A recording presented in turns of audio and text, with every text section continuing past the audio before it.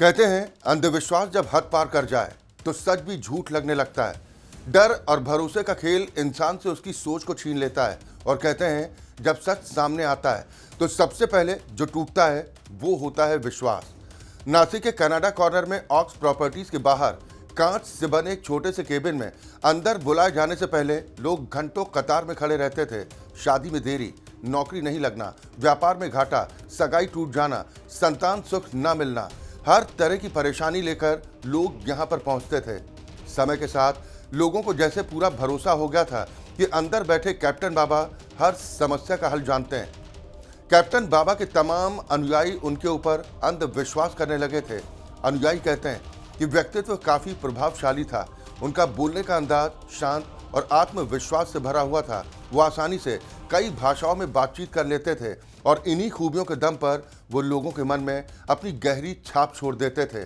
बड़े नेताओं और उद्योगपतियों का मौन समर्थन भी उनके प्रभाव को लगातार बढ़ाता गया और कैप्टन बाबा यानी अशोक खरात महाराष्ट्र का वो स्वयंभू बाबा बनने लगा जो धीरे धीरे अनुयायियों को पूरी तरह अपने जाल में फंसा चुका था। लेकिन अब महिलाओं के शोषण के गंभीर आरोपों में सलाखों के पीछे पहुंच चुका है और जिसके राजनीतिक संबंधों ने पूरे राज्य की राजनीति में हलचल मचा दी है। गिरफ्तारी के बाद अब उसकी कहानी की परतें एक एक कर खुलती जा रही हैं। करीब 15 वर्षों में अशोक खरात ने खुद को एक चमत्कारी बाबा के तौर पर स्थापित कर लिया था। एक ऐसा व्यक्ति जिसे सब कुछ पता है, जो भविष्य देख सकता है, जिसकी भविष्यवाणियां सच होती हैं, जिसके कहने से संतान होती है, किस्मत बदलती है।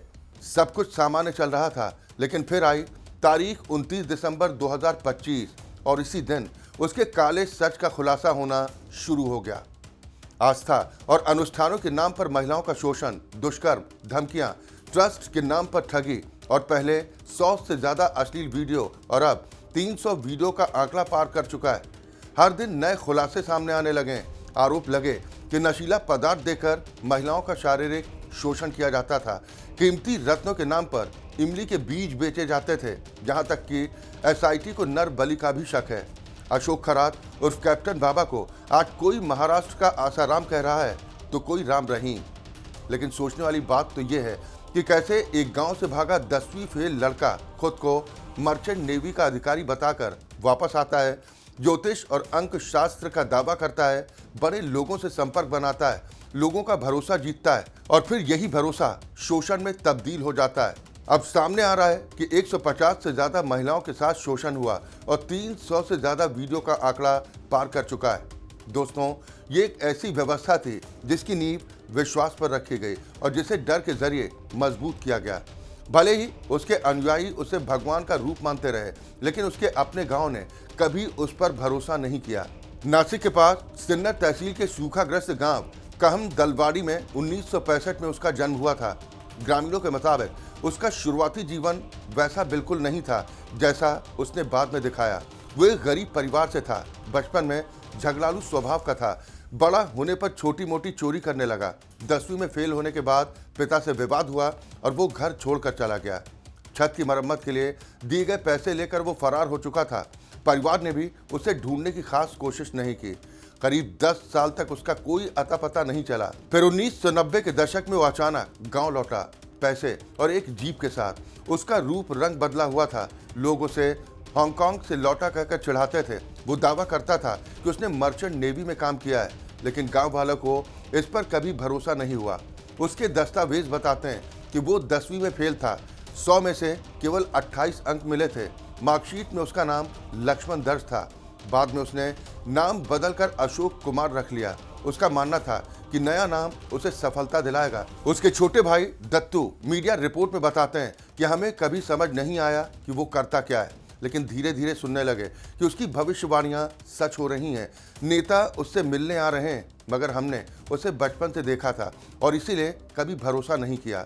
नासिक में उसने ऑक्स प्रॉपर्टीज नाम से रियल एस्टेट कंसल्टेंसी शुरू की और खुद को ज्योतिषी, अंकशास्त्री और विदेशी यूनिवर्सिटी का गोल्ड मेडलिस्ट बताने लगा। धीरे धीरे उसका काम प्रॉपर्टी से हटकर भविष्यवाणी की ओर बढ़ गया। 2000 के दशक तक वो पूरी तरह भविष्यवाणी करने लगा। 2008-9 में उसने मीर गांव में एक ट्रस्ट के जरिए मंदिर बनवाया। बड़े बड़े लोगों को जोड़ा गया, लेकिन समाज सेवा के वादे पूरे नहीं हुए।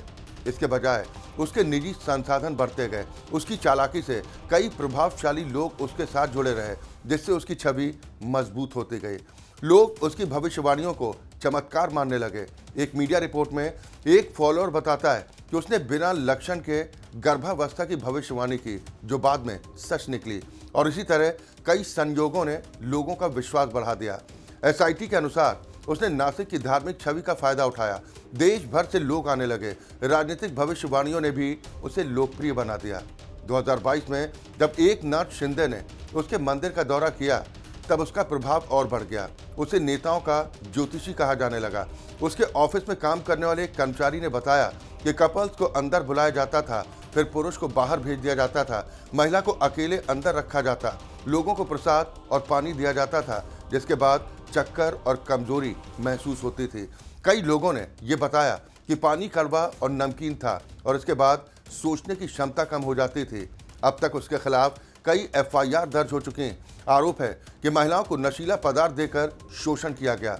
वो इमली के बीज को कीमती पत्थर बताकर महंगे दामों में बेचता था। अनुष्ठानों के नाम पर लोगों से पैसे ऐंठे जाते थे। धीरे धीरे मामला परामर्श से शोषण में तब्दील हो गया। इस पूरे मामले का खुलासा उसकी एक ही शिकायत से हुआ। 29 दिसंबर 2025 को उसने ब्लैकमेलिंग की शिकायत दर्ज कराई, लेकिन बाद में जांच में पेन ड्राइव सामने आई जिसमें 100 से ज्यादा अश्लील वीडियो थे, जिसके बाद पूरे राज्य में हड़कंप मच गया। मार्च 2026 में एसआईटी की जांच शुरू हुई और पहली एफआईआर दर्ज होते ही उसे गिरफ्तार कर लिया गया। गिरफ्तारी भी फिल्मी अंदाज में हुई। पुलिस ने चोरी की झूठी खबर फैलाकर उसे पकड़ा। अब तक कई गंभीर आरोप सामने आ चुके हैं और उसकी संपत्ति की जांच भी जारी। वीडियो वायरल होने से पीड़िताओं में डर का माहौल है। कई महिलाएं सामने आने से डर रही हैं। लोगों को डर है कि वो अपने संपर्कों के जरिए बच सकता है। गांव के लोगों का कहना है कि डर अब भी बना हुआ है कि वो कभी भी वापस आ सकता है।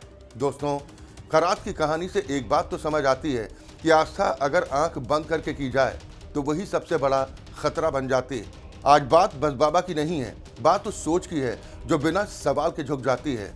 आज हमारे समाज को जरूरत है जागरूक होने की, समझने की और सच को सच मानने की, क्योंकि अंधविश्वास का अंत हमेशा दर्दनाक ही होता है। बाकी दोस्तों, इस पूरे मामले पर आपकी क्या राय है, हमें कमेंट करके ज़रूर बताएं। और अपील है कि इस केस से जुड़े वीडियो शेयर ना करें। किसी की इज्जत और गरिमा का सम्मान करें।